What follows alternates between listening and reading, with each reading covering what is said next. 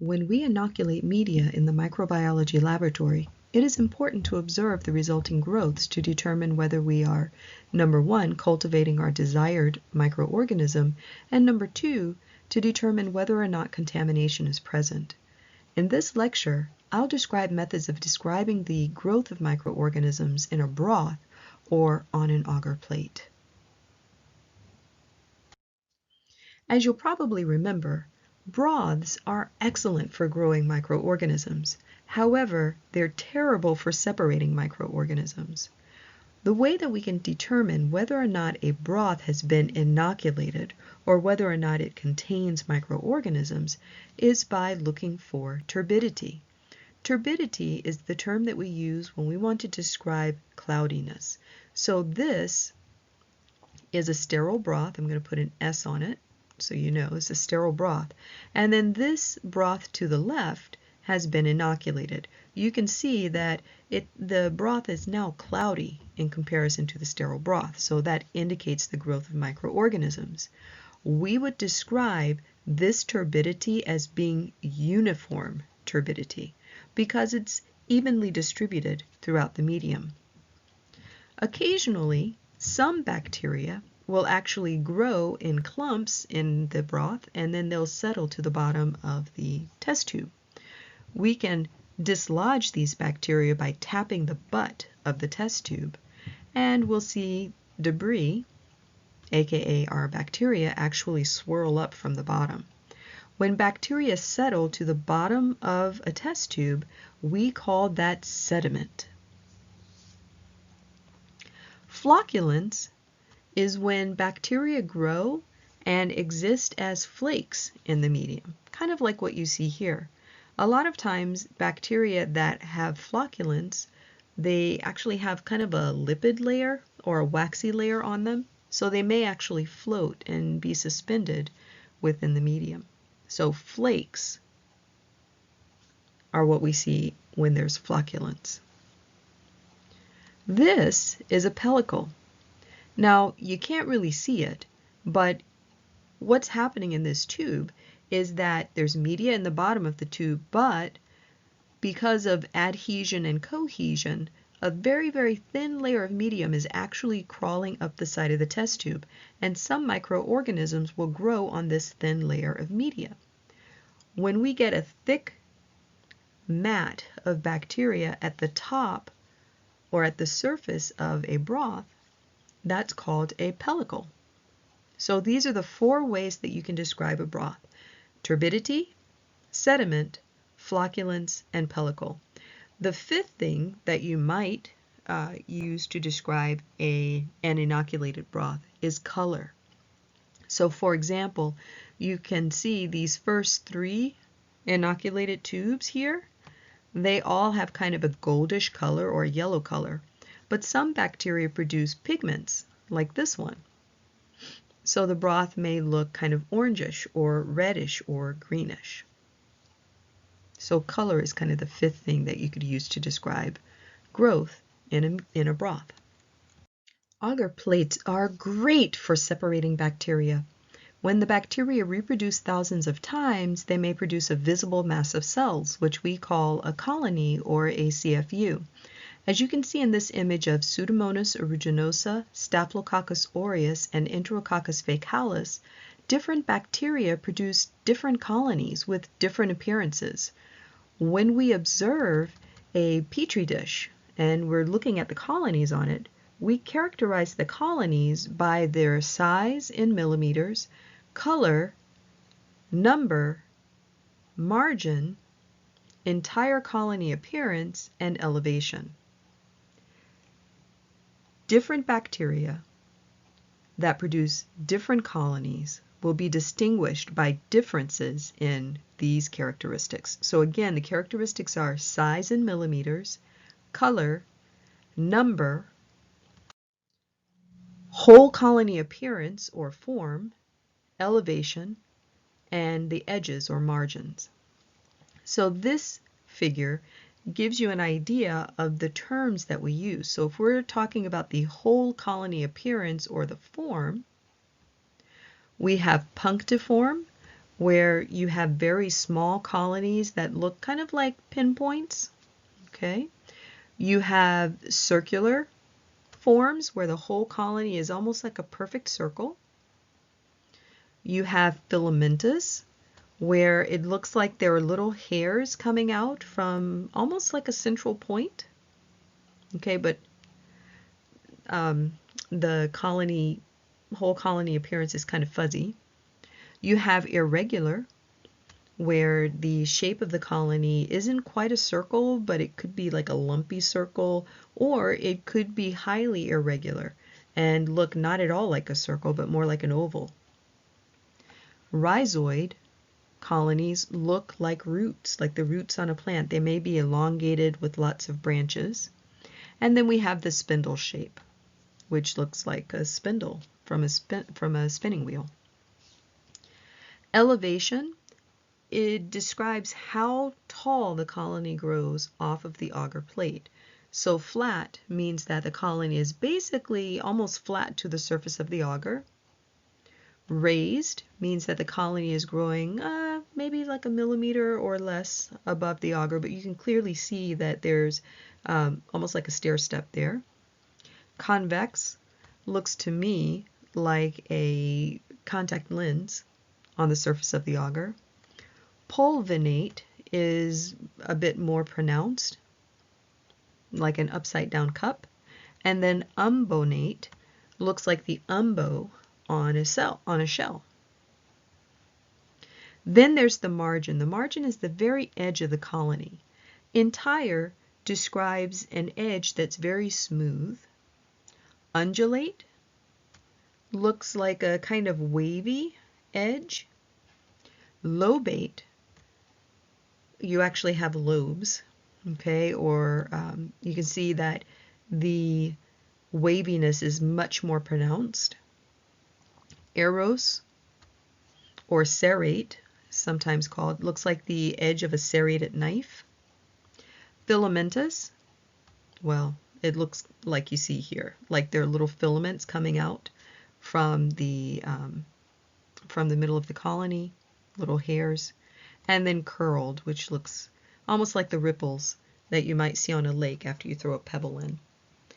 There's one that's not here on this list, and that's scalloped, like you see here. So these are all bacterial colonies of different types of bacteria. And what I'd like to do is kind of use the terms that we just learned on the last slide to describe these colonies. So here you have basically a circular colony. Notice that the shape of the whole colony is a circle, but you have a scalloped edge. This is circular and entire. So circular colony with a very smooth edge. These are Serratia marcescens. They're also circular and entire. This is a bacterium we work with in the lab. It's called Mycobacterium smegmatis. So it's one of those mycolic acid containing bacteria. And you can see that the colony forms not exactly a circle, right? It's kind of that lumpy circle that I talked about. So this is called irregular. And if we look at the very edge of the colony, it's not exactly like a smooth circle. It's not entire, but instead it's kind of wavy. So we call that undulate. Here's another irregular undulate colony. This one I believe is, an unknown bacterium. And then this one is an example of the rhizoid. So remember, it looks a little bit like in the root on a plant. So you can kind of see the root going here, and there's branches going off to the different sides and things. That's why this is rhizoid. The very edge, notice, is not the kind of wavy edge that we see here with the Mycobacterium smegmatis, but rather it's like the separation on the edges is much more pronounced. So this would be the lobate. Okay. Here are some bacteria that I haven't labeled. Shall we try to characterize them? Why don't you pause the video and write down what you think for colonies 1 through 6. You're going to use the terms that are here on the right side of your slide to describe these colonies.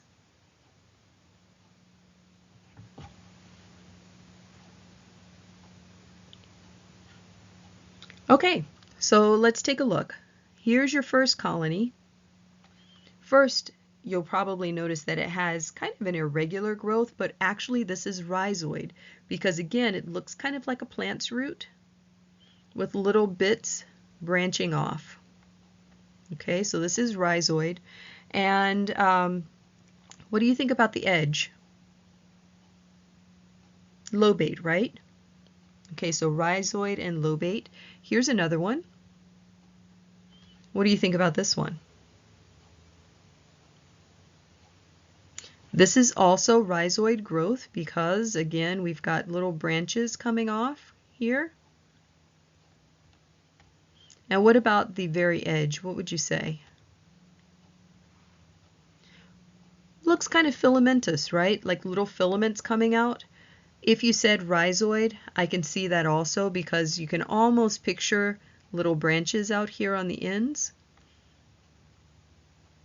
So I would say, actually I'd probably say rhizoid. So a rhizoid colony with a filamentous type of edge. What about this one? Did you say entire and circular? If you did, that would be right. What about this one? Number 4. Well, it's not a perfect circle, right? So probably the form here is going to be irregular. And then the very edge here, the margin, is going to be filamentous. Looks like little hairs coming out. What did you get for number 5?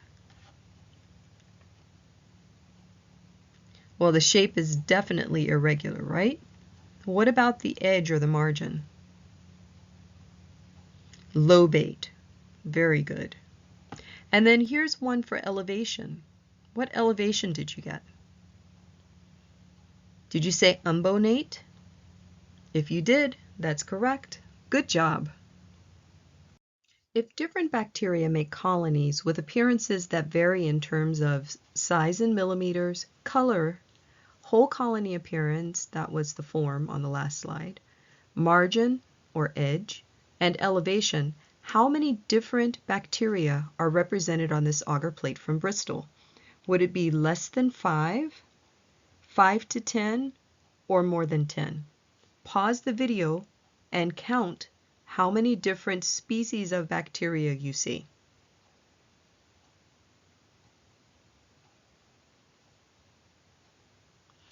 Okay, do you have your number? Did you say more than 10? I hope you did. Let's take a look and see what we see. So one type of colony looks like this. So you'll see that there are similar colonies. They may be a little bit bigger or a little bit smaller, but they're roughly the same color. They'll have the same circular colony with entire edge. And that's how we'll know that those are probably the same bacterium. So that's one type of bacterium. Here's another type. It's different from this one because this colony down here is smaller and it's white. So we know that that's a different bacterium. Okay, so there's 2. This is clearly something different because it has a completely different appearance from the other 2 colonies. So that's 3. Here's another different one, 4. What else do you see? This one is different. It's much different in size than the other bacteria, and it has a different color. So that's, is that 4? 1, 2, 3, 4. This is 5. Okay, what else do we see? Here's another one that's different. 6. This one has different edges. than any of the others that we've seen so far. So that's 7. Here's another one with a different color. That's 8. What else do you see? This is different. It has a different color and a different size from most of the other bacteria. So that's probably, what number? I lost count. 1, 2, 3, 4, 5, 6, 7, 8, 9. So that's number 9. This is clearly different. So that's 10. This is clearly different. That's 11. This is different. That's 12. This looks like it could be different because it's bright white. So that's probably 13. This one that looks like an egg yolk is 14. So there's at least 14 different types of bacteria. This looks like 15. There's at least 14 or 15 different types of bacteria on this one agar plate. How did we distinguish and how did we know one bacterium from another? Again, we look at color, size of the colony, the shape of the colony, that's the whole colony appearance, in other words. We looked at the margins, so the edges, was it undulate, was it entire, that type of thing. We also would look at elevation. So elevation is the one thing we can't see on this particular image, but ordinarily we would look to see how high a colony is growing off of a plate in order to determine whether that's the same bacterium or a different bacterium. So after we establish how many different types of bacteria are on a plate, we would go through and we would count how many bacteria of the same type we see. Typically, when you're counting colonies, you want to count a number that's somewhere between about 25 and 250. When you're counting less than 25, the numbers are not statistically significant. And when you count over 250, oftentimes the colonies are too close together or they're hard to distinguish as individuals. There's also counting error where people sometimes miscount. So a good range is 25 to 250.